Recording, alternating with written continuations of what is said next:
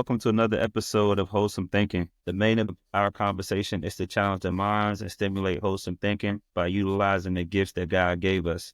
This platform is inspired by scriptures, spiritual journeys, perspective, and life. It's important to us that we highlight these conversations to help encourage others on their journey and provide perspective. In 2 Peter chapter 3, it says, "Dear friends, this is now my second letter to you. I've written both of them as reminders to stimulate you to wholesome thinking. If you ever want to join us on Wholesome Thinking, please let us know. We will be happy to have you. Our main rules on this platform are commitment, creativity, no cursing, prayer, and no judgment. Appreciate everyone for tuning in to listen. Today I'm here with the whole team, of course, JG, Rashad, and Spence. How y'all guys doing this week? What's up, fellas? How y'all doing? Excellent, Good. man. I'm glad to be here again, man. We back for episode 2. It's been an excellent day. I'm here with the fellas again. Ready for some conversations with y'all. We got Spencer here too. It's always awesome to have Spencer around to talk. So I appreciate y'all having me. Happy to be here, sharing the conversation, talking with my brothers. Definitely happy to have you, Spence. Today I'm talking a little bit about support. Rashad, if you could kind of let people know just a little bit about where it came from and what you kind of want us to talk about today. absolutely. So I had to talk about support. So now where this came from, right, is for episode 1. I know we got it. We looked over it, was excited to get it out. Leading up to it, my wife was always like, "Hey, is the pod coming out? When's the pod coming out? Like, can I listen to it? Can I listen to it?" And I'm like, "Hold on, we're gonna get it for you, right?" As soon as I sent it out to her, immediately she started listening to it. As soon as she finished it, she sent it out to like 20 people, and "I'm so proud of you. I'm so proud of what you all are doing. You all's gonna help so many people," and it just made me think, man, like, wow, what a support system I have for this. Like, it isn't like she's like, "Hey, you're taking time away to do this, taking time away on the Wednesday calls." It didn't matter if I was at the retreat. She told me I could have stayed. We would have figured stuff out with the dog and everything. Like, it's just how supportive she has been for the entire time that I've known her. Just maybe wanted to think about it, like how is the support system for everybody? And one is, it's a chance for me to brag on my wife, right? And anytime I can do that, I definitely want to do that. But I know that you all have some awesome support systems too, whether it is just, your partner, whether it is your friends, a mentor, people like that in your life that are there to help see you grow, help see you succeed. So that's where this came from. That's why I'm excited to talk about it and just get you all's perspective and your all thought process on your support system as well. I definitely agree with that. Janae was super hyped.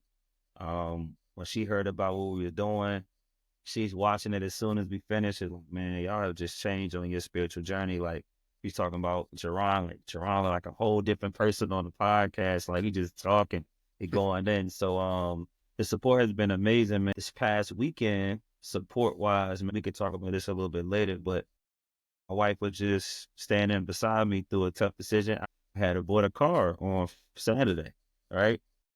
And took it back on Sunday, bro. Took that joint back.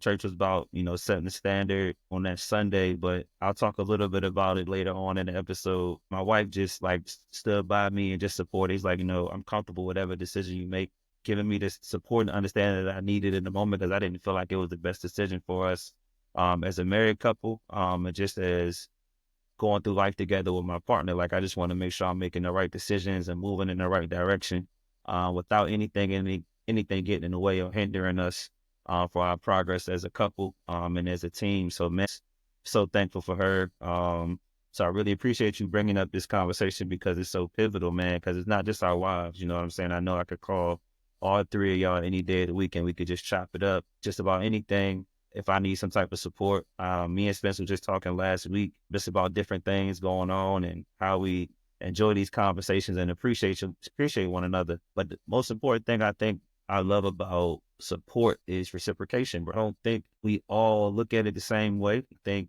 for me specifically, I love the reciprocation because I'd rather us pour into each other compared to me pouring everything into you. And then I'm just empty. I'm not getting anything to help me go through life. You know what I'm saying? A lot of times, a lot of people took advantage of me for that. You know what I'm saying? Because I could support people, but if I didn't think about the support that was needed for me. And I'm so glad you brought that up, Shy, because I have been walking through life not realizing that I need to be supported too. You know what I'm saying? In order to continue to make the decisions I'm doing, being consistent and being held accountable. Support can look a lot of different ways, not just telling you good things, it's also holding you accountable for different things that you're doing in your life. So now I really appreciate you bringing it up, bro.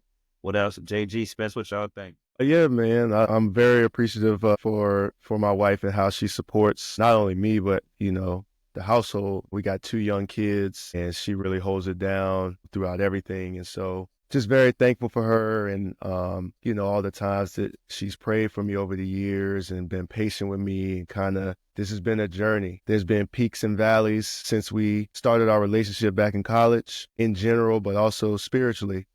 And she stuck by me through all that, prayed for me through all that. And I'm just extremely thankful for the bond that we have and the transparency that we have with each other, that we can be honest, that we can hold each other accountable in love, and that's something that we had to learn a little bit more over time, was how to do that in love. I can't imagine life without her. So she was also very supportive of the podcast. She heard it too. And she gave her feedback. But was very supportive and was really looking for any way that she could help. Very thankful for my wife and how supportive she's been over these years of our marriage and even before that. Spence, what you thinking over there, bro? Same thing you guys are thinking. My wife is amazing in the way that she supports me, and that's one of the many reasons I decided to marry her. And when you say support, I think it boils down to a lot communication, whether it be with your spouse, your friends, your mentor, communicating what type of support you need in each situation. So support, like Terrell said, support can come in many different forms, but making sure you're communicating what type of support you need, whether it's just a word of encouragement or some type of action. I think that's the biggest thing. And also being self-aware of the people that you support, making sure that they are supporting you. You can't keep supporting and pouring into others and they're not pouring into you, and being self-aware of the people that you keep around you, knowing that I don't mind supporting people that I have around me. And there's plenty of examples that I could name off of my friend group through life that they have offered support and helped me through tough times and situations. So I'm self-aware to know that the people, my circle, the group that I have, my close friends, my wife, I know that they're going to pour into me just as much as I pour into them. And I think that's important, being self-aware and communicating the type of support that you need. I think that's fire that you said that, actually, because I know it's not really about relationships, but we always hear like most important thing in your relationship is communication. I think it's the same thing with support too, right? Like if you think about it, I didn't have an open stream of communication with whether it's you three, whether it was with Kayla, whether it was with any of my mentors that I had. If I didn't have this open stream of communication, be able to open up and share what I need to get support on, maybe even just the ideas. Maybe I'm just talking and you have that answer for me, but if I never even share that, how can someone help me out with that? And I think that's one of the awesome things that I've always had with people. That's my support system, that, like you said, being self-aware, I understood that people can't, like, we can't steer a parked car, right? So if you're not opening up and sharing what support you need or how you need help, how are you going to get it? Even if there's times where maybe my communication was lacking with my wife or something, he still made sure that we were communicating so that way she can still always be that helpmate, that person that can always be out there and support me. And I think that's, like you just kind of said, like being self-aware and having that communication, like realize that now, being married since May, that I fall short if it's going to still be there, to make sure that she's going to keep communication open. That way I can continue supporting her. She can continue supporting me. I was saying, like, it's not just one way. It's not like being the fountain and everybody else is the drain. No, we're being a fountain. People are being a fountain back to us. Like, we're giving, we're also receiving. We're not just being empty after supplying support. I'm thankful for y'all for that too, because anytime I've needed support and if I need to reach out to y'all, like, I know it's not just going to be a bunch of taking, right? Y'all always want to give to me. I'm always going to try to give back to you all in any way that I can. So I appreciate that from y'all as well. And it's like, support may not be all the things you want to hear neither. You think that's that's why I appreciate and love y'all so much, man. And, my wife is hard on me, bro. And I just love that, because it's like, she keep it real with me and I can keep it real with her. And it don't necessarily got to be direct, but are you telling the truth or not? Like, don't just tell me what I want to hear. Like, keep me on the path and on the journey that I'm on, and I'll help you do the same thing. And, I think a lot of my friends can't stand me because I'm gonna call you, but I'm gonna text you and I'm gonna blow up your phone, and you're gonna see my name on your phone at least one time a week. If it's just for the group or just me hitting you up, like, you're gonna hear from me. But it's like, I just want to make sure my people are okay, because like you can't go through life with no support, but you also can't just always just get it and not give it. So crazy at church. At church on, I guess it had to be yesterday. Yeah, it was like my main contribution is life is not what I want to do personally, but what I can do for others. And I think that's just so important, man. And that's in one of the scriptures in Matthew. It talks about that. And just being able to make sure that you're not conforming to anything as well, and showing that you're being who you truly are deep down in your soul. And people will respect and honor that, but also they'll be able to give you something as well. Think another thing we got to talk about is, are you open to support, and do you have the skill of being open-minded? Because everybody don't have that. Some people may be receiving the support, but they got these walls up, and it's like you're trying to give to them, but you can't even pour into them because their glass is allegedly full, but it's empty. You know what I'm saying? It's just fully empty, bro, and they can't take nothing from it. What y'all think about that? Like when those walls up and somebody can't have perspective to receive the support, but you know that they need it. You see somebody struggling. What y'all think about that? I think that my wife always tells me with this. Friends have told me too all the time. And sometimes I'm in my own way, but my wife always tells me like, she's here for my blind spots to see. I'm here to see her blind spots. There's times where I do have this wall up, right? And I don't want to receive the feedback. I don't want to receive that, get the help that I need, because I think I know enough. And I think so many times people be thinking like they know enough, and then they don't want to hear it. So one of the things I always tell people is that unwanted advice is criticism. Like you may think you're supporting them, but if they, like I said, they have these walls up, they don't think they have any blind spots. It's just criticism. It's not really support to them. It's just criticism to them. I have to make sure that I care enough to know that, hey, I have these walls up. If she's telling me I have walls up, I should listen, because she's seeing the blind spots that I don't see. She's able to tell me like, hey, let's look past this. Like, I know maybe you're upset, maybe whatever the case may be, but this is what I'm noticing right now. If I am in my own way and I think, no, I got this, I know this, then I reject that support, right? Kind of like you were saying, like there's people who don't accept it. But I think part of it is you have to understand that blind spots. You're not perfect, right? None of us are God. None of us are going to be good by ourselves. That's why people are here. That's why people are here to support you. That's why there's church. That's why there's community groups. That's why there's friends. That's why there's all types of relationships, is because you're not meant to do this alone. Those blind spots up and you don't realize those are blind spots, and you keep this wall up thinking you know everything. I feel like that's why people don't take support. I also think some people don't know how to receive support either. They've been conditioned, no matter how they grew up or people in their lives, they don't know how to receive support. So all their life, all they know is they do things on their own, don't know how to take advice, don't know how to take support, don't know how to take help.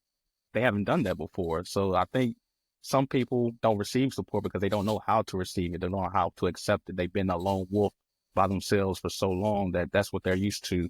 They're comfortable in that. And we have to be able to kind of, when they put those walls up, have to be able to navigate that so we can help them, show them we're here to support you. We're here to help you and help show them how to receive support. Like Rashad said, you don't have to do this alone. We all have been through things in our lives and have needed support. So everybody needs support. And it's all about navigating those walls so that you can help those people that don't know how to receive support. I think Spence said too, I feel that way genuinely. I'm very aware that some people just don't even know what it is. But in athletics, we got the word dog, the dog mentality, or that person is a dog. It's not a negative thing. You know what I'm saying? They really know how to get it out the mud. Like they're just a different type of being, right? So Spence, when you said wolf, lone wolf, I'm like, bro, that's the magic word. But people don't realize is wolves running packs. You can't just survive by yourself as a wolf without your pack. And you really do need it regardless of how old you get. And even if you're trying to hunt, bro, you're going to have to find a way to find out your nature. Your nature is to be around people. Like you can't survive without people. But just because you're in a pack doesn't mean your job is always hunt. Maybe your job is to be a decoy. Maybe your strength is going to be utilized all the time. But where you're weak at, the rest of the pack will be able to help you. And I think that's what people are unable to see a lot of the times. And that keeps them from getting the help and progressing in life as well, or just learning about life. Yeah, I think that all of y'all made some valid points on support and how to receive that support. it's also important to just be mindful of just how we're called to be in terms of our relationships and interacting with one another.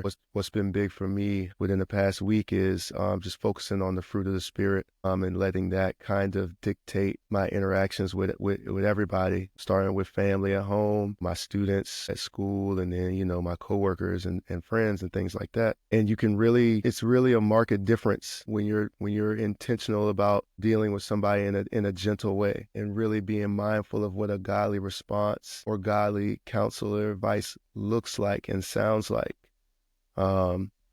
You know, I think we've been in enough interactions where you can kind of read whether or not somebody is ready to heed advice or is in a place or a space where they can receive that advice. And sometimes, and I think we kind of touched on this briefly last week, you just have to kind of be there for the person and kind of meet them where they are. And sometimes advice can definitely come across as criticism for sure. Especially adults don't really like being told what to do, right? Like, there's just something about, I guess, our ego or our flesh where it's just like, man, I don't need nobody telling me what to do. Sometimes you need to be told. Sometimes you don't know what to do, whether you want to admit it or not. But I think a gentle approach to the situation where you just kind of are, and patience is a key too, because sometimes you can kind of see the mess that somebody else is in better than they can understand what they're in, right? And it's like, or maybe you've been through a similar situation where it's like, hey man, this worked for me. Or this worked for me, you know, maybe try something similar. But again, sometimes like it's tough because we never want to see somebody suffer or struggle, but we also have to let people run their own race, so to speak. There's something to be said for patience and gentleness when it comes to giving advice to someone so that they may be better able to receive it. I know JG talked about this before. It's like, I talked to my mom today about it, taking offense. JG, can you explain a little about taking offense? What does the word say about it, and how do you feel about it? Because that deals with support. That criticism part is literally taking offense because you could get defensive and your walls be up. So what do you think about that? Yeah, I think the most important thing that I've learned recently about being offended is that it's a choice, right? Being offended is always a choice. It's, you know, you can choose to take what's said at face value, or you can choose to be offended. You know what I'm saying? And, you know, I think it kind of deals with your pride a little bit, right? You have to kind of be aware of your pride when someone is talking to you, and, you know, you can't assume someone's intention based on circumstance. And so I think the biggest thing really is just choosing not to be offended, which honestly has changed my perspective completely on the way that I interact with everyone. Because a lot of times, you know, offense involves like a preconceived notion, right? You're anticipating being offended a lot of times when you end up accepting an offense that way, right? So just going into it with a different mindset, like even now, is something that the Holy Spirit has really called to my attention over the past month or so, maybe probably even longer than that. And it kind of catches me off guard sometimes because I'm not looking for an offense. You know what I'm saying? Like I'm not assuming like, oh, because of this situation or whatever it might be, you know, they're going to say something that's going to, you know, push my button. It's just, I'm just listening. And sometimes, you know, it's not as active as a listen, right? So I'm just but it helps me that way because then I'm better able to process. I can pause and process what's being said as opposed to like, you know, when I'm locked into a conversation, I'm more prone to kind of react quickly. So there's a nice little balance that has been developed between active and passive listening that allows me space to process what was said, and also really allows room for the Holy Spirit to dictate my response to what was said, because that little pause can be key. It happened a few times today. So just being offended is you're making a choice when that happens. Spencer, you about to say something real quick? I see you about to say. I want to hear what you have to say real quick before I go. Yeah, I was gonna say I agree with it is a choice, and I think we as people become offended because we don't want to take accountability for how we made that person feel. Bro, I think that the first thing is taking accountability. Like JG said, is listening. You know, when you're communicating, somebody tells you that you make them feel away. It's not listening to react, it's listening to understand. And so I think when you're being offended, it's not taking accountability for your actions. But I also want to pose this question to everybody. Do you think people get offended because it's how it's delivered? Because some people don't know how to communicate effectively, and how the person delivers what they say and what's bothering them can make a person feel offended in that situation. Just want to pose that question to the group. Great question. That question. I like that question. I do want to I want to answer that for you, because I actually have a book for that too. I have a book right. But what JG said about being offended, and I love that you learned that, right? That's something when I mentor people, I always tell them, like, you can only control two things: actions, number two, your attitude. If you're offended, that's your choice. I think it's cool, right? Because I think the person that could offend me the most be my wife, and I don't know why. And I don't. Maybe because we're so comfortable with each other, and that's who you're around all the time. But I feel like in every relationship, that's the person that can probably offend you the most. But here's why my wife is so awesome, because she always tells me that when any type of, there's like a discussion we're having, she always has my best intentions. Whenever she's telling me anything, it's always with the best intentions. So if she's giving me any feedback or anything, it's not to put me down. It's not to offend me. Not any of that. Have the best intentions for each other.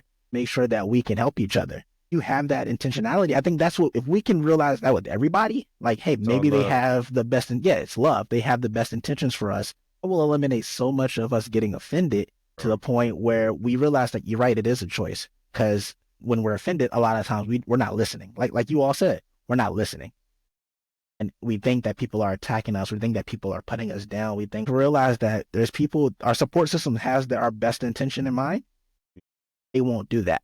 I think as far as the communication, right? I think with how you deliver a message sometimes really determine how people will be offended. I think sometimes there's just a choice where people are offended. And I think there's times where you can just blatantly say something wrong. You're not connecting with them. You're just talking, right? Your intentions weren't to really help them. Maybe it was to be disrespectful and offend them. But I think sometimes with delivery, he really, and I say this, I'm a backtrack because I'm guilty for this big time. And something I'm working on, definitely something I'm aware of. But I used to always say anything how I'm going to say it. I would always say, it doesn't matter how I deliver it to you, it's what I'm saying. Like the words will matter. My blind spot, right? My wife helped me understand that she receives information differently. Coming in this direct, basically you suck type of attitude or whatever the case may be is not how people receive that type of information or that type of feedback. And that will cause people to be offended.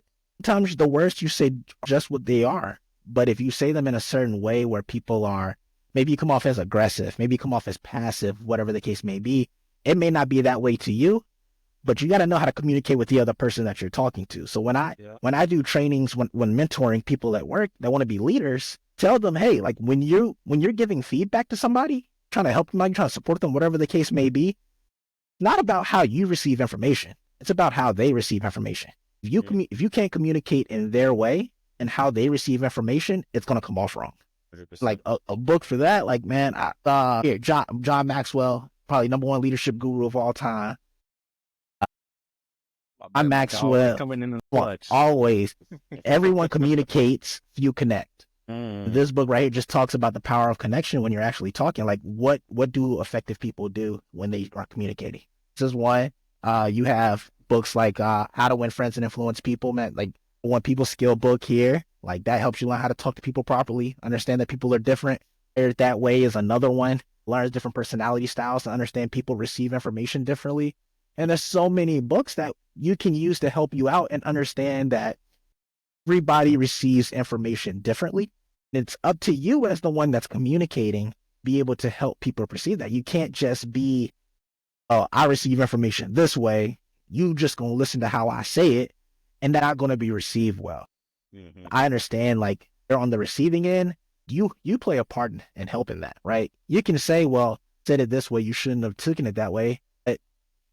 And then let's go back. Let's say you said, I said it this way. You shouldn't have took it that way because you know I have good intentions, right? Now you're like trying to gaslight in the situation of how you said information. A lot of times people do that. And then this is why we have this like spirit of offense. Sometimes you're just not communicating with that person properly. back to where we all said at the very beginning, like Spencer said, self-awareness, communication. Somebody said that on the group call last week. He was like, I'm from a militant background. I'm very direct and vocal person a lot. And it's more so I got to stop focusing on what my intent was and know that I hurt somebody's feelings. And I think sometimes for real, I know with me personally, I'll get too stuck on why you hurt. I'm like, I love you. But at the end of the day, you need to stop trying to understand why they hurt, because now the conversation has shifted. You know what I mean? But I do need to understand how I communicated and how I inadvertently hurt their feelings. Didn't mean to do it, but you got to understand that you already did it. It's nothing to take back. You can't get it redo. About next time, how can you communicate a little bit differently to make sure that doesn't happen again? Especially when you're dealing with a support system, bro. It's so important, man, because a lot of times you'll get stuck in the grave because y'all bumping heads on who's hurt and who's not hurt, what was the intent, what wasn't the intent. Like, now let me validate what I just put you through, number one, and then let me do it differently next time so that we can have a productive conversation and then we can help each other, because we both saying something that means something because we love each other a lot, you know, and that could be in any type of friend group, your relationships, marriage, just any type of relationship, but I think that's so important. And like Spence said earlier, just communication. JG, you look like you're reading over there. What you thinking about, dog? Yeah, I was just looking up scripture I found in Proverbs 19:11. Sensible people are slow to anger, and it's their glory to overlook an offense. So that kind of speaks for itself. I mean, the Bible says plenty of times to be slow to anger. And so that, again, that leaves space to consider a godly response. And think about how it's helpful to think about how God has been slow to anger with us, right? If we really think about what we quote unquote deserve, you know what I'm saying? Don't get believers in Jesus don't get what we deserve. You're never going to get what you deserve, because you deserve the death that Jesus died when he took all the sins of the world upon himself, so that we could be seen righteous in the eyes of the Lord. So we really want to talk about being slow to anger. And this is something that the Lord has dealt with in the past with me, is, think about how he responds to you when you mess up. And it might not even be a willful sin, but just we all fall short, right? Every day. So when you mess up, is he quick to jump on you? Is it an angry response? Is it an angry rebuke? No. Typically it's a gentle nudge in the right direction to get you back on track. God does not deal with us harshly. So it's how we should be dealing with each other. That is the truth, man. It's like, you got to show people grace. You know what I'm saying? God is able to show us grace every single day. So if we know that we're not God, why aren't we able to show it? Be righteous, be kind, and be nice, man, and just be able to reciprocate what you're giving out. But I think a lot of the times, like Spence said earlier, just so many of us are just conditioned, dog. Like, our foundation is built on certain things. God created us, but then we raised by this other part of the world, you know what I mean? And then we get conditioned to how it is. And then these walls are slowly going up throughout our childhood. You know what I'm saying? One of my dad's friends, my uncle, he's a counselor. And he was like, Terrell, when I'm working I used to work with kids all the time. And then I started getting supervised to counsel adults. And he said, his supervisor said, why you don't like dealing with adults and talking to them and helping them out? He's like, man, I can't get through to them or whatever. He was like, a lot of adults that we work with are just struggling with their adolescence their whole life. And it's like, it's you stuck in the mindset. And that's very interesting, because all of us, like, we deal with people all the time. It's like, dang, bro, you still stuck in high school, like, mindset wise, but you 40, you 50, you're 35, you're 25. High school was still very much so 5 years removed from your life or more, but you still kind of stuck in the mindset. And it's because the walls continue to go up, whether it's due to trauma, whether it's due to not having a good support system when you're young. And so that was my answer to your question earlier, Rashad. It's just like, I don't think everybody able to receive support, bro, because it takes one experience for you to understand it. Then it takes another experience for you to succeed by having support. And then now it's slowly progression and consistency while having a community around you. And I think, this platform is trying to provide that, because everybody's going to need some type of help at some time. But we also want the person or the guest in the future to come on our platform to tell us what they've been going through, so they can help us individually, and they could be a support for us. It's all about reciprocation of a support system. So I really appreciate, you bringing that up. Spence, you want to ask your question one more time so we can all answer? Yeah, the question was, what was the question? Oh, do we get offended based on how the person delivers what may have, how they were bothered? Does it matter how they, what was bothering them is being delivered? Yeah, I mean, and again, you asked me this question, a few months earlier. My response would be totally different, but it should not matter how it's delivered at all. And the more that you can be in that mindset, the unnecessary stress that you're going to carry on your shoulders and in your mind. I mean, let's just say that they meant to offend you. Okay, now what? You know what I'm saying? So we're not going to respond in love just because they meant to offend us. That's not consistent with the word. So are we living? We living by the world standards, or we living by the standards of the Bible set forth by God? Double mind. Yeah, like you either we walking by faith and we live in what we read, or we're not. You know what I'm saying? So, um, you know, it can be delivered carelessly, it can be delivered with intention, but that should not dictate how we receive that. I mean, if somebody now was to try to purposely offend me, I think I would just laugh, because it's just like, what are we doing?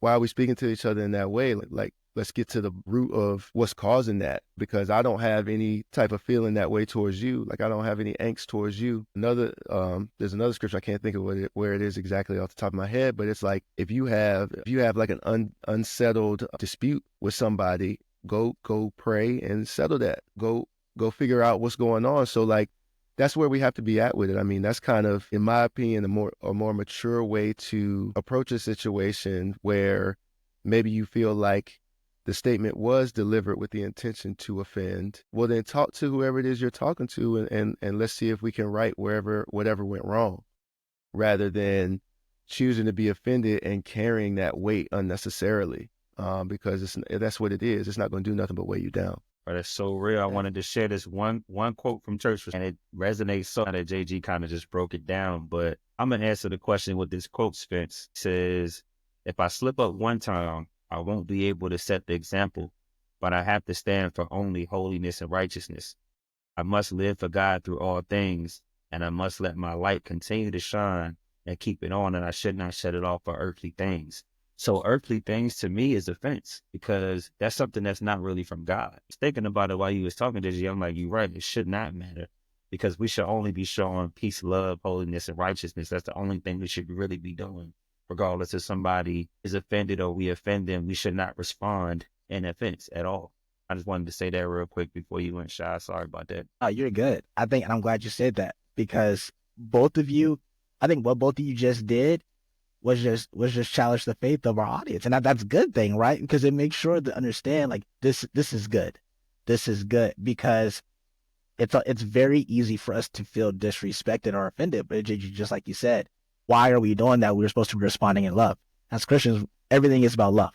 So if someone says something in a way, are you going to understand, like, what the Bible says for us, what the word has for us? You're going to be a Christian and say, hey, you know what? I'm still going to love. That's the challenging part, right? That's what people are going to hear. They're going to have that little smirk or whatever the case may be, because, like, nah, they disrespected me, and I'm not going to tolerate disrespect. Instead, no, we need to love. We need to understand that it doesn't matter what their intentions is and what they did. What are we going to do?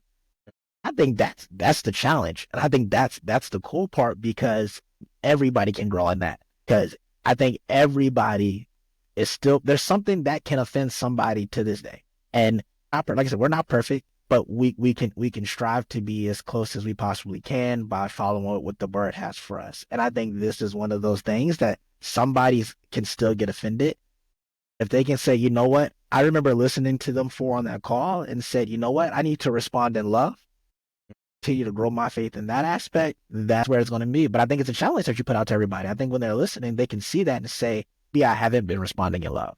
Right before they listen to this podcast, somebody did something that offended them, and now they listen to it and they're like, man, I need to work on that next time. But that's a good thing. This is good, because this is how we grow in our faith and understand, like, what the Bible is telling us and what it's teaching us. Yeah, I appreciate that, man, because challenge me, because that's something that, whether it's, I don't always respond in love. Still sometimes feel they tried to hurt me, and maybe I need to do something back to get at them. Maybe I feel disrespected, and maybe I move on from the conversation and cut them off, whatever it may be, instead of just, hey, you know what? I need to respond how I know how to respond. continue carrying on. So I appreciate you, man, because that's something that's going to challenge our audience. I think it's something that's definitely going to challenge me, continue to work and improve on. So I appreciate that. And fellas, just think about like how much America has promoted and highlighted offense and disrespect. And social media has amplified it. I don't know how long ago it was, maybe, I don't know, 12, 13 years named World Star. Remember that? And it's like America is creating this narrative that it's okay to be angry. And it's like, nah, we don't even come from that. We just come from love. And offense is really an earthly thing that was created. You know what I'm saying? And disrespect was created. It's not real. I just like that's so deep to me, and it's very complex and interesting. However, we can't take it for granted because this platform and things that we're talking about is educational, because people do have to understand that, all of us take offense to something. There's no way you're going through life and you haven't taken offense not one time in your life. You're not God at the end of the day. But I do think you do have to realize that there's certain systems and government officials that put stuff forward into the community to take over your mind. And a lot of it is negative. And a couple of those things deal with taking offense, disrespect, fighting, being aggravated, violent, and a lot of other things. Just in the media and the news, murders and killings, it's no positivity on there.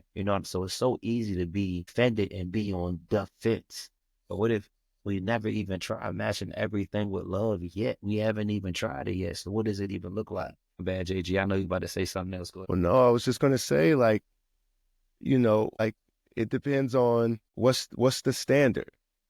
Like what or who is the standard? Okay. When they were nailing Jesus to the cross, he was asking God to forgive them. While he was being nailed to the cross, he was praying to God, forgive them. They don't know what they're doing. I mean, there were people that were, for what he went through during his earthly ministry, and willingly, right? It's so crazy to me still when you really think about that, like God subjected himself to being like a man, like a human, you know what I'm saying? And like limiting him, like it's crazy to think about. But like, I mean, in all things, Jesus was challenging people to love one another, to forgive one another. The way that he was treated, I mean, if anyone had a right to take offense, I mean, he was healing the sick, he was casting out demons, he was feeding thousands and thousands of people, and they were asking for miracles. Like he wasn't giving them miracles. And like at every turn, he was like, man, if you really the Son of God, show us. It's like, man, I took these 2 fish and a loaf of bread and I fed thousands of people in front of y'all. Like,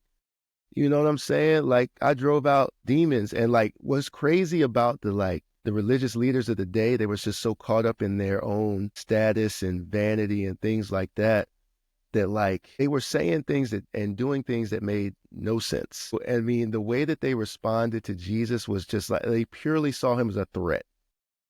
Like they couldn't even, because of their pride and selfishness and things, they couldn't even see him for who he truly was. Taking offense. They were offended. They were offended. And like, rather than, it's like they were so wrapped up in knowing and proclaiming the law that they missed the one who came to fulfill the law on our behalf, because we can't do it, because we could never do it. And so they chose to be offended this whole time there, as Jesus has literally come to save them, to rescue them from a pit of despair, right? They were living for the world. Like they were living for earthly things. They had their sights set on things of this world, right? Which is the exact opposite of what Jesus preached. So they're offended, and in turn, they're doing things to try to offend Jesus. Jesus is like, Father, forgive them. They don't know what they're doing. So if we are Christians and that is the standard by which we, that's who we're striving to model, that's the behavior we're striving to model, then we really need to study how Jesus dealt with people, because he was never offended. He never took offense. JG said, what's the standard? What is the standard? That is the I'll standard. be thinking about that all week. What's my stand when I'm doing anything? What is the standard? And that's also, real. Just to elaborate on that, what's the standard? Practicing that standard. That's the key point I want to nail home. Practicing that standard when you're in those situations. You want to respond in love when those situations arise. Practice it. I know there are situations that may arise where we're not perfect. We may get out of character, but continuing to practice the standard we're trying to set when we're in those situations will continue to build habits. We all play sports. We practice. Practice builds better habits. So if you practice that in your life, when those situations arise, it'll become second nature, like dribbling a basketball, shooting a basketball, catching a football.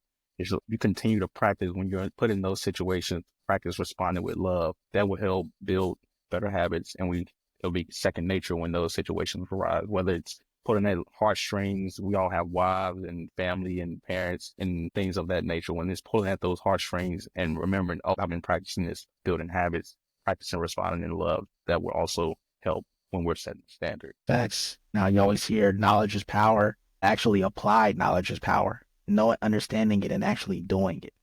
Knowing what the standard is and applying the standard.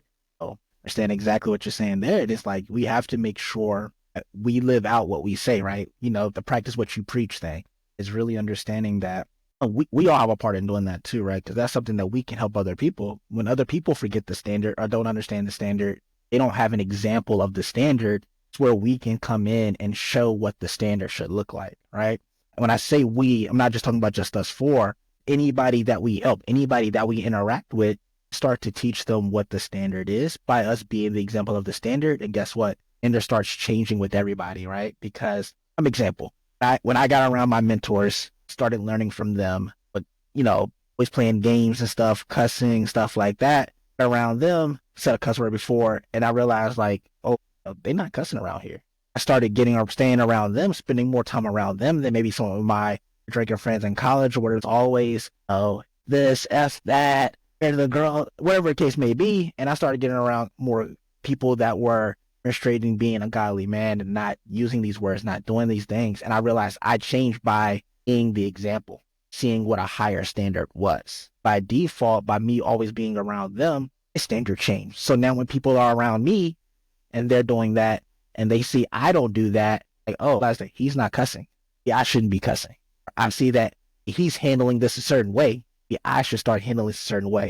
It just becomes a chain effect of us being the standard and having the standard, in a sense, teaching the standard to other people by being that example. It's just power, but applied knowledge truly is the power, because we're demonstrating what we know and how we can carry ourselves. This is crazy to me because, bro, this is all the notes from church on Sunday. Stop living a double life or listening to those that do. Show people and be the example, because there is a standard that has already been set in front of me. So I was just looking at James, faith without works, talking about practicing the standard. Faith without good deeds is dead. James 2:14, what good is it, dear brothers and sisters, if you say you have faith but don't show it by your actions? Can that kind of faith save anyone?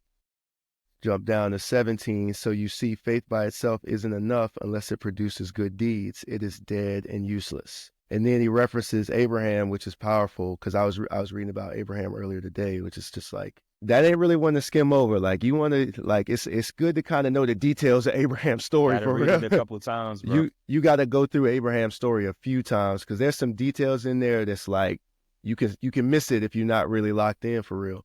But James 2:21, don't you remember that our ancestor Abraham was shown to be right with God by his actions when he offered his son Isaac on the altar? You see, his faith and his actions worked together. His actions made his faith complete. So without any action, to go back to practicing the standard, yeah, you may say that you believe it, but if you're not acting on your belief, then what are we really talking about? Is it true belief? And that kind of goes back to the double-minded. And then to kind of tie all of this in together, James 3:17, but the wisdom from above is first of all pure. It is also peace-loving, gentle at all times, and willing to yield to others. It is full of mercy and the fruit of good deeds. It shows no favoritism and is always sincere. And those who are peacemakers will plant seeds of peace and reap a harvest of righteousness. So it kind of speaks to what we were talking about earlier, just dealing with one another in love. Peacemakers plant seeds of peace and reap a harvest of righteousness. Again, putting action behind your faith. Putting action behind your faith and really walking out what it is you say you believe. by the power of the Holy Spirit within us is just, I mean, we're instructed to do this stuff. Come on, bro. We're instructed to do this, you know? So yeah, man. Yeah.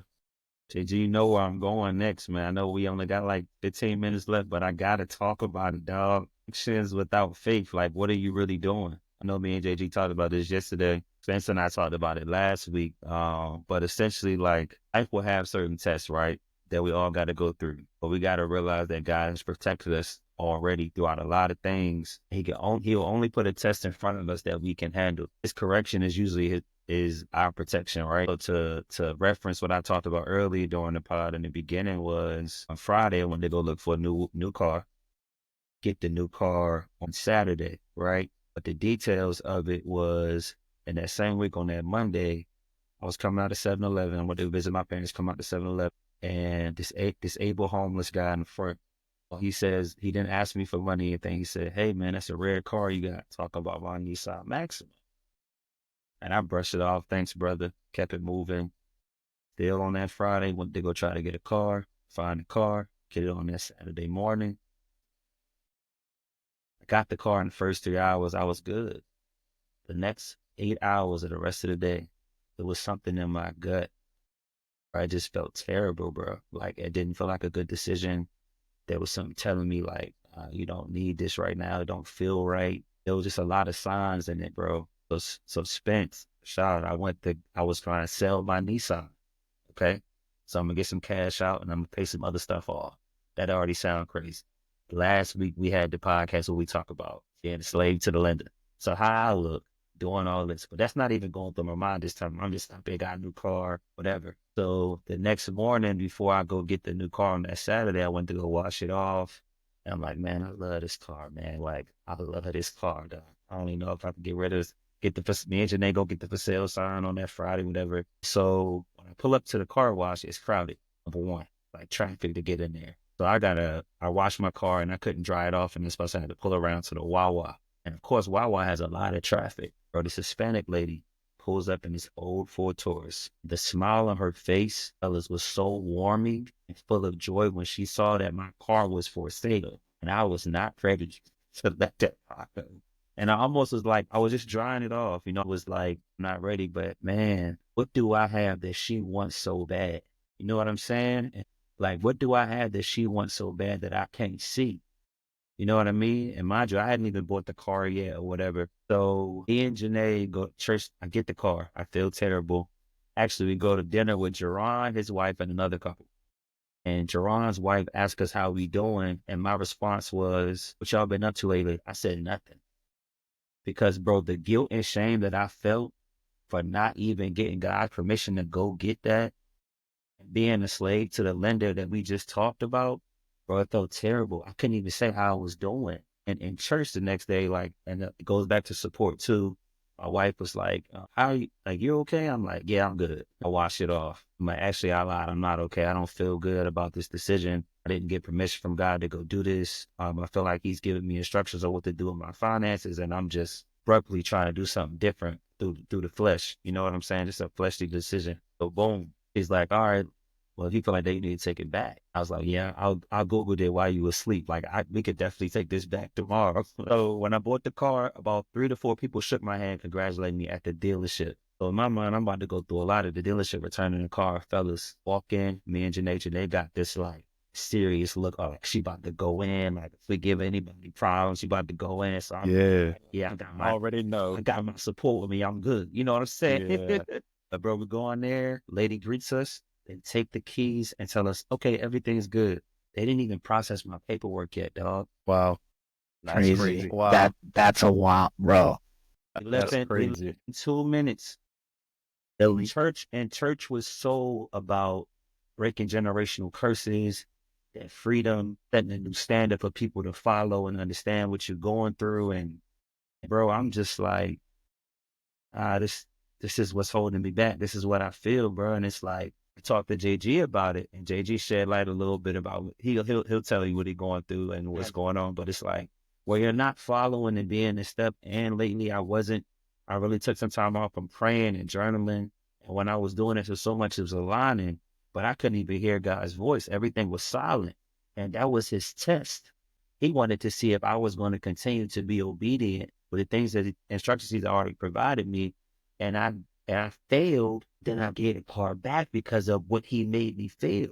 And it's like, nah, this ain't even me no more. Like, I'm in the car, like, Janae, like, you're not gonna connect your Bluetooth? And I'm like, nah. She's like, you didn't even seem excited. I was like, bro, I think God was talking to me. And so I really feel like his correction is truly our protection, even for the things that we can't even foresee in the future. Because me having that car, bro, I could have really some stuff up financially in my life and for what I have going on for me and my family, business stuff with my friends and stuff like that. So it's just like, man, I'm not trying to be the regular story. I'm trying to show people that this is the way for us to create our own communities. This is the way that God truly wants to live the wealthy way. You know? That's fire. JG, I got you. I'm gonna let you go real quick, but I wanna read this Bible verse for that, because I think this is perfect to what you're saying. So JG, I'm gonna pull one of your numbers, man. I'll pull your gift here.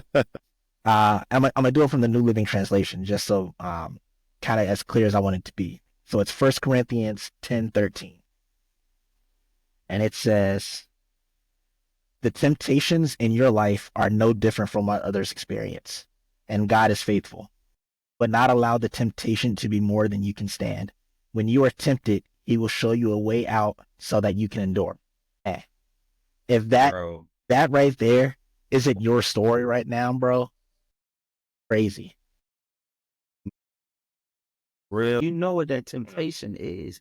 I got their own vice. You know what I'm saying? But everybody know what that vice make them, what it makes you feel like when you make the decision and it doesn't go well and it's just tugging you. And it's really God tapping you on the shoulder like, hey, did you talk to me about this? Because I have a lot waiting for you if you just follow what I already told you to do. And we want to get in the way and try to, like JG said last week, is getting in the driver's seat and try to control some stuff. But God is the best support because he knows all the blind spots, like Rashad said earlier. He know the blind spots and he's the one actually driving the car. So, Yeah, man. That's crazy. I mean, put kind of speak on like, what I've been dealing with recently was just like, it's like hard to even like talk about it for real, because like verbalizing it is just like, what was I thinking in the first place? So yeah, I had like got back on FanDuel for real, and I had been off that junk for like, other than the trip to Vegas, I had been completely off of sports gambling since May. And so just like staying away from it, receive like direct instruction from God, like put this down, leave this alone. And so, I was like, man, let me like get back on. I don't even know really. I mean, I know what it was, but it was just kind of like, let me get, so I tried to log in. So this was the first sign, right? Well, I tried to log in and they was like, oh, it looks like your account was deactivated. Please contact customer support. So what do? With an obvious roadblock in the way, I contacted customer support.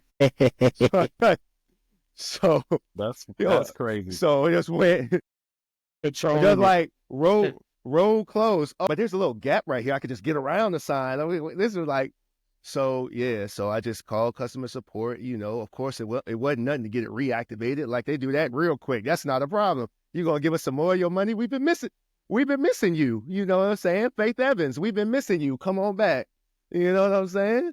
So they happily reactivated the account. And so I got on there, right? And it was funny because I won. It wasn't like a crazy bet or anything like that. So was up a little bit, and then it was like increments just going like slowly decreasing. And then it was like, talk about support system. No, wifey saw the transaction. And she was like, did you pay $100 to FanDuel? The way she said it too was crazy. Did you pay $100? Like, they know. Oh, they know. I was like, so like, she didn't even say like, oh, did you deposit $100? She's like, did you pay them $100? Like, basically that $100 gone. You know what I'm saying? And so like, I got irritated, and you know what I'm saying? I was like, yeah, and I just started getting real short, and Offense. took offense. Took offense. Like, for real. Like, what you mean? Like, and so it felt like just I was being questioned. Really, she was trying to like wake me up because I had already bypassed the first warning sign, right? And so now here's my wife trying to gently, because she knows how I am, like she knows me. So she's trying to gently nudge me back and be like, hey, like, is this $100? Is this like a real, did you do that? Like, and so anyway, like weekend go by and I'm just like, man, I'm tripping, and just kind of ended up like getting in prayer over it, repenting. It was like, it was a real moment for real, but there was so much grace, even though I was disobedient in that, doing that in the first place. Like there was so much grace because I didn't, I actually withdrew more than I deposited. It wasn't a lot more, but it could have been a lot more in the other direction. You know what I'm saying? Because like, the devil had a real foothold in my life when it came to the sports gambling. So thankful for the grace there. And then it was just like, it was me ignoring. I still don't have my car back, and when I was doing all that, I didn't have my car. We still have one car, and it was just like kind of ignoring the ongoing life lesson that I'm living. Like I'm still living it, where, really trusting and allowing God to provide, and just being a passenger, focus on obedience and just being a passenger, letting him drive. And, I was trying to take matters into my own hands and kind of create my own blessing, so to speak. And it was just kind of like, just not trusting him, just not remaining faithful. To go back to the conversation last week about, because this was between the last pod that we recorded and now that all that happened.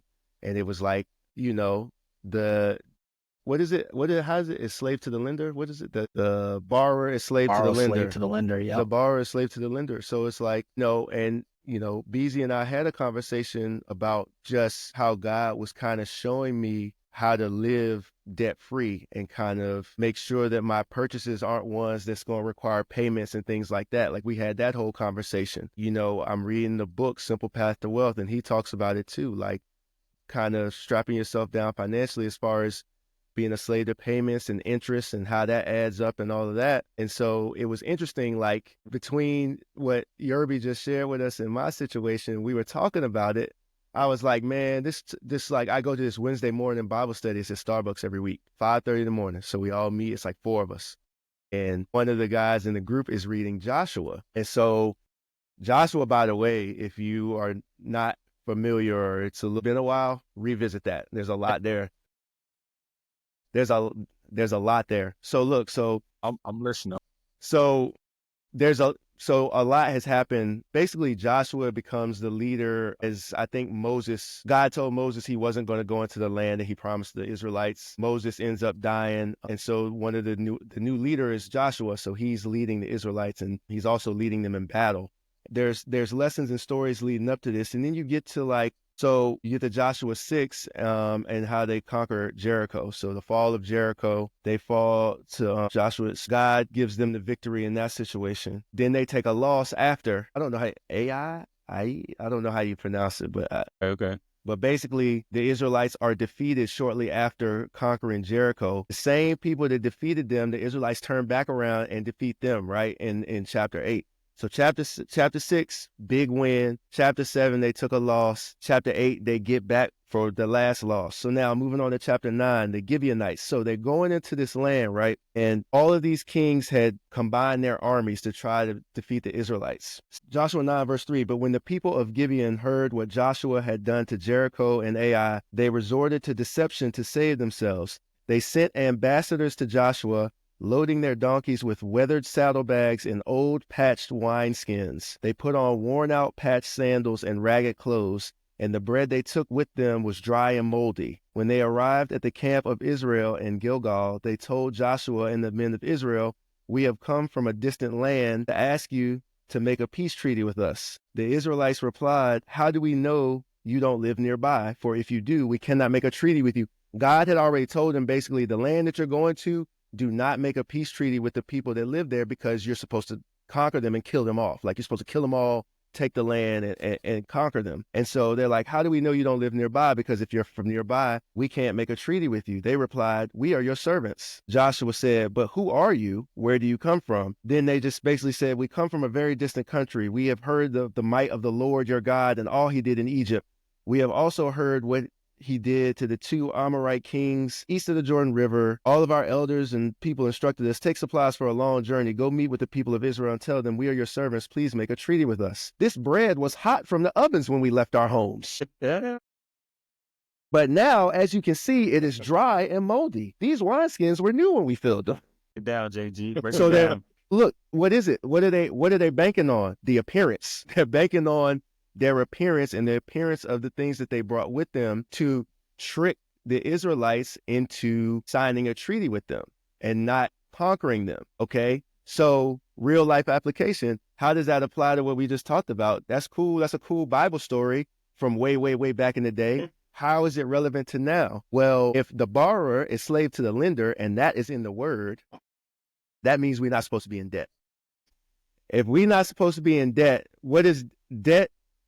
Debt is just a sign of financial instability to a certain degree. So we're not supposed to be financially unstable as children of God. Signing these deals. And signing these deals and gambling the blessings, the financial blessings that God has bestowed upon us, gambling them away, trying to take matters to our own hands. Like, honestly, how does it look when God just bestows a financial blessing upon you, basically out of thin air, and then you turn around and you use some of that money Come on, bro. Come on. to try to manufacture your own blessing? It's like the Israelites are in the wilderness, been delivered from slavery in Egypt. Man, you brought us out here to die. At least we had food when we were in slavery. Okay, you want food? Here's bread from heaven every day. Every single day, here's bread from heaven. Man, I'm tired of this bread. It's like, what? But you eating, you not, but your people are not going hungry. So what is going to be good enough? What is going to be, it's not going to be good enough because you didn't yourself manufacture it. Come on now. So look, so basically the Gibeonites in disguise tricked the Israelites into signing a treaty with them. And they go through with it. They signed a treaty. 3 days after making the treaty, they learned that the people actually lived nearby. But they couldn't attack the towns because the Israelite leaders had made a vow to them in the name of the Lord, the God of Israel. Now, before they signed the treaty, so what it says was in verse 14, so the Israelites examined their food, so the moldy bread and the old wineskins, but they did not consult the Lord. Verse 14, they did not consult the Lord. So look, all we had to do was take it before God. All we had to do was take it before God and then listen to his instructions and obey his instructions. But we just tried to do it on our own because the appearance, it looked like something that would be favorable to us. Okay. To the Israelites, it looked favorable to have an ally to kind of face all of the adversity that they had been facing and were going to continue to face as they were trying to conquer that land and go into the land that was promised them by God. God had already delivered them though. Twice. God had already delivered them twice in the previous 3 chapters and then gave them specific instructions not to make a treaty with the people. All they had to do was take it before God. I had to do, if I wanted to reactivate my FanDuel account, was say, hey God, is this okay? I'm feeling like I want to open up my FanDuel account again and gamble. Is this okay? And I would have got an answer. All Yerby had to do was say, hey God, I feel like, I really want to buy this car. But I just want to make sure that I'm in your will. So is it okay for me to buy this car? Or should I wait? And he would have gotten an answer. So our lesson here is in all your ways, acknowledge him and he will make your path straight. That's simple and plain, bro. Acknowledge in all your ways, in everything, acknowledge God. In everything, acknowledge God and he will make your path straight. So God, this is not my money. This is your money.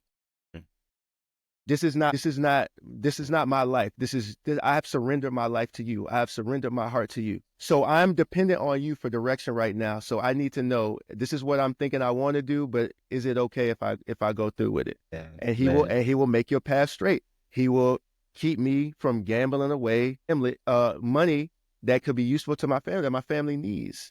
He'll keep Yerby from signing a 7-year payment plan that could possibly put him in the red over the years to come. And who's to say that he won't buy that car down the road or another vehicle down the road, or that he won't provide it down the road, whether it's providing the finances to just go and buy it outright, or who knows, he might get gifted a car.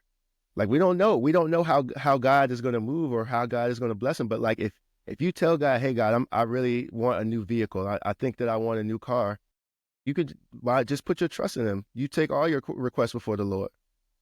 He'll make a way. He's gonna make a way, He'll bro. make a way. And look, I know we overtime, but this is too good because guys, please forgive us for going overtime.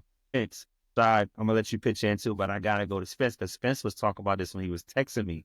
Spence, tell him about the live TikTok that you saw about like how we chase progression, self-improvement in life. Like, tell us about it. Yeah, so I was watching this TikTok. I wish it was a podcast or a video that I could have shared with y'all and recorded it, but it was so good. And this black woman, she was talking about we are as people are addicted to self-improvement, and there are people that are out there that actually prey on that. There are scammers and people that prey on people that want to self-improve and will do anything to self-improve, and they're just preying on them. They have these mentors, these podcasts that people listen to, and these people that are in real estate or different business ventures and on TikTok all the time. They make this short video to get you interested and lead you to the link in the bio. Now you're paying $60 for a 3-month course. For Wow. information that you could have researched on yourself. Yeah. And we are so addicted to trying to self-improve, trying to be like the next person, that we'll do anything. We're willing to do anything to reach that, to get to that self-improvement. And the way she was breaking it down, it was, man, I wish I could remember all the points she was making. And I was, as soon as I heard it, I sent Terrell a text. I was like, man, this is too good not to talk about. I got to share this with somebody. She was saying we as people are addicted to self-improvement and would do anything to achieve it instead of trusting God to show us the way. Oh, that's so real, man. That's just like America is a casino, like the biggest casino you could ever think about because America don't want everybody to be great. They just want the house to continue to win. It's so systematized that you can't even overcome it. You know, lately, since I came back from Dallas, I told a couple of y'all, it's like, it's just the motto for me and whoever that can consume this type of energy and conversation is don't fight the system, be the system, like create a whole new system. Because if we continue to go down this path, not to say that we can't leverage from it or utilize from it or anything like that, or it can't improve our lives, because it actually can. You know, we've seen the benefits of it. I'm not against it, but if you're really having these conversations and we doing what the word is telling us to do, those things don't matter. Those things are not real, but it's stuck in this survival mode and we got to make a decision. And now it's an emotional decision. But like Jerron said, just consult with God first before making the decision. It's a simple thing that you could pray about. You know what I'm saying? And he will answer your prayer. If you anybody like me that got out the praying routine and wasn't talking to him about those decisions, he still sent signs. The disabled homeless man, the Hispanic lady, my neighbors across the street, the Sunday that I made the decision. So the Nissan, that's one of the best maxims. Like, that's such a limited car, man. Like, don't sell it. Like, you're going to regret it. He's sending you signs, even though that you're not even talking to him. So imagine what you do if you could just talk to him and ask for instructions. Rashad, I gotta know what you hearing, bro. Because I know you ain't talked yet, and I know we behind on time, but what are you thinking, dog? We'll start with this, Matthew 6:33. This is from the King James Version. But seek ye first the kingdom of God and his righteousness, and all these things shall be added unto you. When it comes to like what JG's been saying is seek God first and what it is and what you're doing. And I think I agree. There are people out there that's preying on people who want to self-improve. That doesn't mean that we don't have to self-improve. Right? I've never met someone, even our church leaders are always doing things to continue to grow and develop so they can help more people. There's nothing wrong with self-improvement. But if you feel like there's a situation where you may find something that's sketchy or something, seek God first and figure out if this is the right thing to do. When I got introduced to my mentors, the first time I got introduced to them, I didn't go forward with mentorship and I didn't reach out to them. I didn't want to work with them. Then I talked to God about it and I said, hey, is this something that you want me to do? It was something that he put me in a situation to see this, right? He didn't just answer it immediately. He put me in a situation for me to see, hey, this is something that can help you grow and develop to become who I need you to become. And I don't think there's ever a time where if someone ever says there's too much self-improvement, I think that's false. Because I believe every leader, and I'm sure I can probably pull quotes. If this ever comes back up again, I'm gonna have all the different leaders. I'm gonna have a chart, a list of all the different leaders who's reading daily, people on their deathbed where they said, the last thing that they did was learn something. Like, people are always improving. And yeah, and there is a problem with people preying on that and using that as an advantage for monetary gain, whatever. But if you actually seek God first and find out godly people who are there to actually help you grow and develop, there's no such thing as too much self-improvement if they're going to help you continue to be better, to live out what God has planned for us. So I'm gonna stop there. Let one of y'all go. JG go. Spence add to it after you. Just real quick. So the point she was trying to make wasn't you can't have too much self-improvement. It was more so the addiction part, being addicted to it. So addiction is not good. The only thing you should be addicted to is God and the Word of God, and growing your faith. Oh, come on, Deacon Hall. Come on, Deacon Hall. Addiction can lead you down many different roads. And so she was trying to nail on the point of being addicted to self-improvement instead of appreciating where you are now and then seeking God for your next steps. So not self-improvement, not having too much self-improvement. It's more so the addiction part and being addicted to it and willing to do anything, not listen to God, stray away from your path just to get to that self-improvement. A lot of people will give stuff up to just show that they're improving to others, and they didn't even improve on anything. And so I think y'all talking about two different types of self-improvement, right? Like, Sean, your self-improvement is really discipleship, dog. Like that I'm hearing you say, you know what I'm saying? And more so the righteous way of improving. Spence's way is Becca's way, bro. You need a house, you need a car, you need nice clothes, you need designer brands to show that you are successful. Therefore, I'm improving to be successful, not improving to be a righteous person and be the person that God created me to be. I'm trying to be what the earth has created, and this image and mindset that I've conditioned through my whole life. Now, like I said, it's benefits to it, bro. I'm not disagreeing with it. And I think we could talk about this over and over again. But the addiction piece is real. A lot of the times you could be strongly influenced based on someone else's addiction. Oh, hey, I got this business idea. We should do da da da da da da da da. Well, if you're not able to discern, we all don't got a relationship with God. Therefore, we're not really going to even succeed. We're just going to get a little bit. And that little bit may be a couple $1 million. I think we talked about that last week, right or wrong. But God's abundance is no number to it. It's too much. So I think sometimes we try to box it in and try to self-improve in small areas that we just improve in the righteous ways that God needs us to improve in and focus on those things. I think he can provide us much more than what the earth can actually give us. And I think a point that Terrell had made too, society has made it a point where you need to have to self-improve to survive. You don't have to keep self-improving to survive. All you need is God to survive. Society has made this picture. You have to get to this level to survive. All right. Once you reach that level, you have to get to this next level to survive. You don't. That's not true. They painted this picture where you have to, I have to keep getting better and better, keep getting better and better to survive. And it's not that. I think social media has done a lot of that. I think you see so many people, especially our age, succeeding at a high level, and you're thinking like, man, what are they doing that I'm not doing? And I think, again, that's the wrong answer, right? Because plan your path, what God has out for you is completely different than what he has for anybody else. And if he's telling you, this is the season that I want you in right now, this is what I want you to do, steward this season and grow in the season and develop in the way you need to, you don't worry about that with social media. But that's the worldly part. And that's the part where we see, and that's the part where we're like, oh, I progress more. I have to do this. I have to cut corners from what God already laid out for me, the plan that he's laid out for me. I have to cut corners and grow separately in this way to do that. I agree that that's completely not how we should be approaching self-improvement, self-development. We should see God first, figure out what we need to do to grow, and then grow from there and follow our plan, follow our path that he has laid out for us. But when we're cutting corners, when we're getting ahead, prime example, my wife and I both want to get a house. It's bad. We live in an apartment for a long time. Jax is getting old. We want Jax to have a yard. And we know right now God's plan is not for us to buy a house right now. He has a plan for us to get completely out of debt and then focus on that first and build into that. But you see so many of our friends on social media bought a house right out of college or bought all this, and they put these highlights, this ESPN, on social media, you're watching top 10 of all your friends, seeing everything.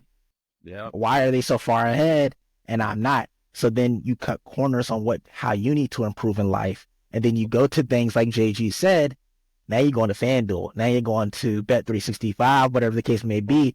Man, let me hit this bet, make this $200,000.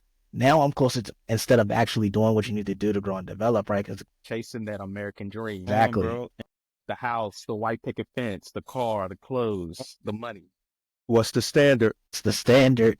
What's Amen the to that. standard?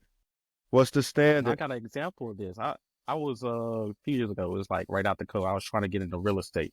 I went and bought this 3-month course from a guy seen on TikTok. I said, oh man, he giving some good information. And he probably got more in his course. It wasn't nothing but motivational quotes, look tidbits of what you need to do and how he did it. I'm like, you're not giving me anything. I could have got this from somebody else for free.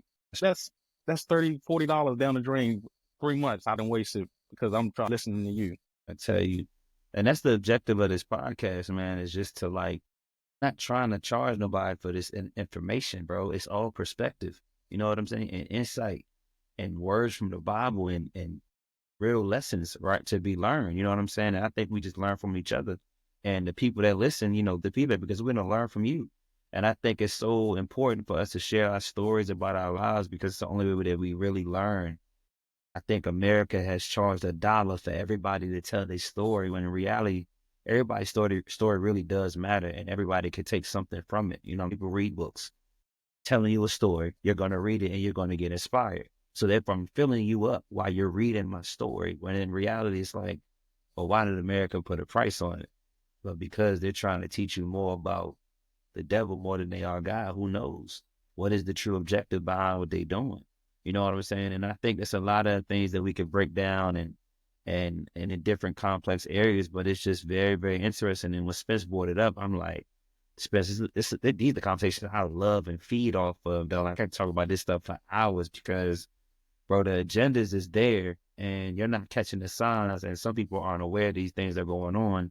And you don't realize that your addiction is being preyed on. Therefore, you're going to spend the money and you're going to continue to stay where you are at in life and not self-improve, even when you think that you are. Capitalism, money is the root of all evil. The love of money. Yeah, I have to disagree with the love of money is the root of all Love of evil. money is the root of all evil. And that's what, That's I the mean, addiction. like the world system is designed to distract us from the truth. If we knew the truth, then we wouldn't even entertain the lies. You know what I'm saying? Like if we were really in tune with the truth, then the lies would have no effect on us. So the best chance that the devil has to knock us off track is to distract us or like pull us away from the truth. That's really what the worldly system looks. I mean, I was reading just while we were talking about this, while you guys were talking. The world is obsessed with image and outer appearance, but God indicates the importance of the heart above all else. But God is most concerned with what's in our hearts. So when Samuel went to anoint David in David's family had a bunch of brothers. And so when he went to anoint David was young. And so based on appearance, Samuel initially assumed that God wanted to anoint someone else. And so God told him in 1 Samuel 16, verse 7, but the Lord said to Samuel, don't judge by his appearance or height, for I have rejected him. The Lord doesn't see things the way you see them. People judge by outward appearance, but the Lord looks at the heart. Okay, so that was one. And then I saw also listed was 2 Timothy 3:16 through 17. All scripture is given by inspiration of God and is profitable for doctrine, for reproof, for correction, for instruction in righteousness, that the man of God may be perfect, thoroughly furnished unto all good works. So this the manual, fellas, like everything is here. And then so what I was reading before I was led to that was in John 15. John 15, verse 4. Remain in me and I will remain in you. For a branch cannot produce fruit if it is severed from the vine, and you cannot be fruitful unless you remain in me. Yes, I am the vine, you are the branches. Those who remain in me and I in them will produce much fruit. For apart from me, you can do nothing. Anyone who does not remain in me is thrown away like a useless branch and withers. Such branches are gathered into a pile to be burned. But if you remain in me and my words remain in you, you may ask for anything you want and it will be granted. You're not producing fruit. I don't know if it was in there. I don't know if we talked about the story about the fig tree when Jesus woke up in the morning and saw a fig tree from a distance, and he was like, oh yeah. And he got close to the fig tree and there was no fruit. The fig tree was bearing no fruit. So he was like, may you never produce fruit ever again. And it seemed like such a random thing, but it goes to what we were talking about earlier. It was the appearance. Like Jesus was wanting genuine faith. So it was actually a callback to something that happened the day before. But Jesus was after genuine faith. Okay, genuine faith produces fruit. So from a distance, it may seem like everybody's got their life together, talk about TikTok, talking about social media and how that can trip people up. You know, you're looking at something that's not real, but you don't even know, right? From a distance, they have the appearance of fruit, but upon closer examination, they're not producing any fruit. It's just a facade. They're just putting on an appearance. Okay. And so if we're after this self-improvement, if we are trying to put ourselves in a position to be more fruitful, to improve our situations, John 15:7, but if you remain in me and my words remain in you, you may ask for anything you want. You may ask for anything you want and it will be granted. Them words are in red. That's Jesus himself. Okay. So, you know, while we're looking everywhere else, you know what I'm saying, for trips and get rich quick schemes and, you know, advice from man, you know what I'm saying, looking to man for advice when they could just say anything. They could just tell us anything. Jesus made it clear, like, stay in the word, stay locked into the word, stay in fellowship with me. Seek the kingdom of God, seek first the kingdom of God, and all these things will be given to you. You know, all your ways, acknowledge him and he will make your path straight. Ask for anything you want and it will be granted. So it's all right there. You know what I'm saying? And it's not a rebuke, you know what I'm saying? But it's more of just like encouragement. It's really just more of an encouragement to like seek him before you consult the Lord, before you go and make a decision that could have long lasting consequences. Because you're only thinking about momentary gratification or instant gratification, but these decisions can have long-lasting consequences for generations. I mean, these decisions could affect generations down the road. Also, but also the right decisions. Matter of fact, there's a script. Man, I want to look that up now. There's like, I'm gonna find it. Y'all talk. While he's finding it, because we both said it. I want to make sure we quote it for the audience. Because both JG and I both said at the same time, the love of money. But 2 Timothy 6:10, for the love of money is the root of all kinds of evil. Some people, eager for money, have wandered from faith and pierced themselves with many griefs. So I hear that all the time, right, Spence? I hear people say all the time, money is the root of all evil. If we look at scripture, we can see it. The love of money is the root. So for the love of money is the root of all kinds of evil. Some people eager for money, which we just talked about, eager to get it quick, have wandered from the faith and pierced themselves with many griefs. I mean, I think that relates to so many different parts and walks of life, man. Like when you think about a lot of different things that go on, whether you're just working your job, you know, a lot of people end up retiring and die the next day. You know, it's for the love of the money. But really, they never even got to know God during that time. You're talking about 30 years, 40 years for some people. And it's just you wandering in faith the whole time and you wandering away from it. And you have no guidance, no direction. And therefore, you're going through a grieving process because you start chasing that money that you love so much and you can't get it. You're hurting inside. You feel broken down. You know what I mean? That's why they call it being broke, because your body and your mind is being broken down because you can't achieve it. You can't achieve what you want. Money goes to infinity. These levels that Spence was talking about in America, they continue to go. You're never going to be successful because there's always more to it. But if you just love God, you're going to always have the peace and joy that you always have needed, that you've been missing, bro. But that flesh part of you and in this world, unfortunately, is going to want so many things, bro, and it's not going to stop. And I just think that's just so important to highlight, man. I appreciate y'all. Before we get off, I'm gonna let JG finish the script. I know we've been on here way longer than usual, so let's go ahead and wrap it up. Yeah, so just was talking about like decisions having generational consequences. Exodus 34:7. I lavish unfailing love to 1,000 generations. I forgive iniquity, rebellion, and sin, but I do not excuse the guilty. I lay the sins of the parents upon their children and grandchildren. The entire family is affected, even children in the third and fourth generations. These decisions, we can't approach this life like it's just us. Our lives are not ours. And the decisions we make are going to resonate throughout generations. So we got to make sure that we're making the correct decisions. We're making godly decisions led by scripture and a relationship with Jesus. And God is going to bless 1,000 generations after us. He said it in his word, bro. So It's not just our kids, it's people. And that's why I was as talking about when people, we first got on here. Like, that's the greatest contribution is what you can do for others, man. And it's not just when your kids, that light that's in us got to shine. And we got to be the standard, and we got to be the example, and we got to live it. And we got to understand it. It's no turning back. You can't live a double life. You can't be double-minded. You have to stay consistent on the things that's being taught to you, because you can't just say you didn't learn it, and you can't just say you surrendered and now you want to give it, now you need it back. Either you're going to surrender or you're not.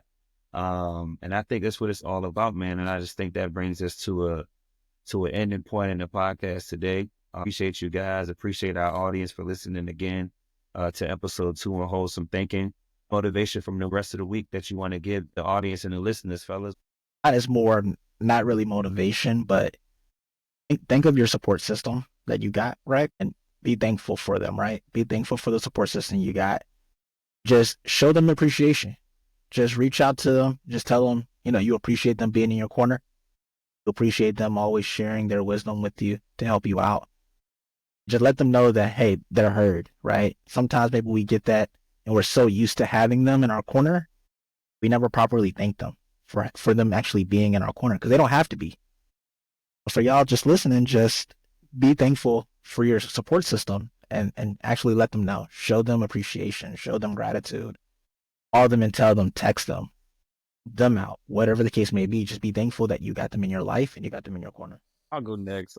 Mine would be just be open to receiving support. Be open to receiving advice, help, encouragement. Don't put up your walls, because you can be blocking your blessing. That person that's trying to give you support can help you reach your goals. So be open to support, be open to help, be open to advice, because you can't reach your goals by yourself. You need God, and you can also need support from others. JJ, what you got for the people, man? Thanks, Spence.